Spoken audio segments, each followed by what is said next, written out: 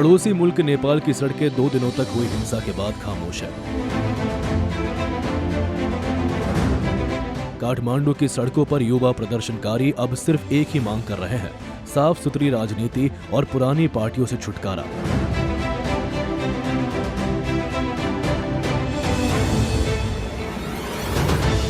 वे नहीं चाहते कि भ्रष्टाचार और सत्ता संघर्ष में डूबी वही पुराने राजनीतिक और चेहरे फिर से सत्ता में लौटे। उनका कहना है कि उन्हें ऐसा प्रधानमंत्री चाहिए जो दलों से ऊपर उठकर काम करे। आपको बता दें कि केपी शर्मा ओली के इस्तीफे के बाद से ही अंतरिम पीएम की तलाश नेपाल में जोर शोर से जारी है। अंतरिम नेता चुनने को लेकर संवैधानिक संकट का समाधान ढूंढा जा रहा है। ऐसे माहौल में जिस नाम की चर्चा सबसे ज्यादा है वो है सुशील कार्की का नाम। आपको बता दें कि नेपाल की पहली महिला मुख्य न्यायाधीश रही सुशीला कार्की अपनी सख्त और निष्पक्ष छवि के लिए जानी जाती है। नेपाल के युवाओं और सिविल सोसाइटी का भी मानना है कि कार्की देश को सही दिशा दे सकती है।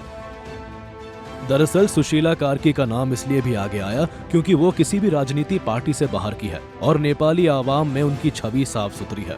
इसी बीच बदलते घटनाक्रम में कई नामों पर चर्चा हुई और जेन जी भी कई नामों पर बटे नजर आए।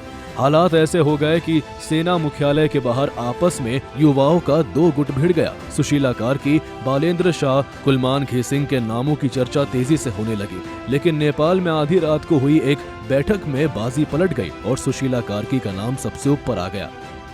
कहा जा रहा है कि आधी रात को नेपाल के राष्ट्रपति भवन में हुई इस अहम बैठक में नेपाली आर्मी चीफ अशोक राज सिद्धगेल और सुशीला कार्की मौजूद रही। वहीं स्पीकर, राष्ट्रीय सभा के अध्यक्ष नारायण दहल और सुप्रीम कोर्ट के चीफ जस्टिस प्रकाश सिंह राउत भी बैठक में शामिल हुए।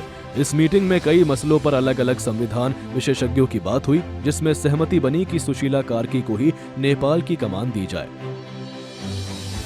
नेपाल में ओली की सरकार को उखाड़ने वाले जेन जी की भी पहली पसंद सुशीला कार्की ही है।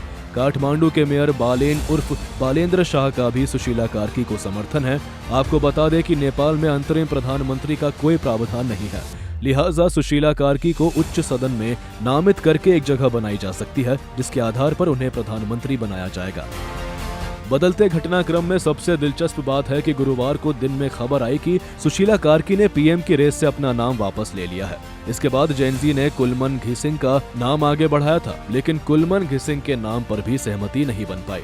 कहा जा रहा है कि आर्मी चीफ ने सुशीला कार्की को करीब 15 घंटे तक मनाया, जिसके बाद वो तैयार हुई। एक बात तो तय है कि अगर सुशीला कार्की प्रधानमंत्री बन जाती है तो उनकी चुनौती भी कम नहीं होगी।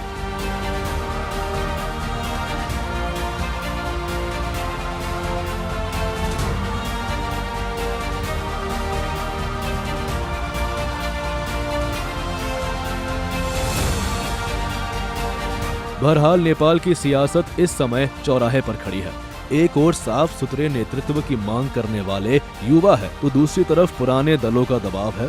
नेपाल की बिगड़ी अर्थव्यवस्था, रोजगार, लॉ एंड ऑर्डर जैसे मुद्दे मुंह बनाए खड़े हैं। आने वाले दिनों में साफ हो जाएगा कि नेपाल किस रास्ते पर चलेगा और कौन इसे विकास की दिशा में ले जाएगा। ब्यूरो रिपोर्ट, सूर्य समाचार।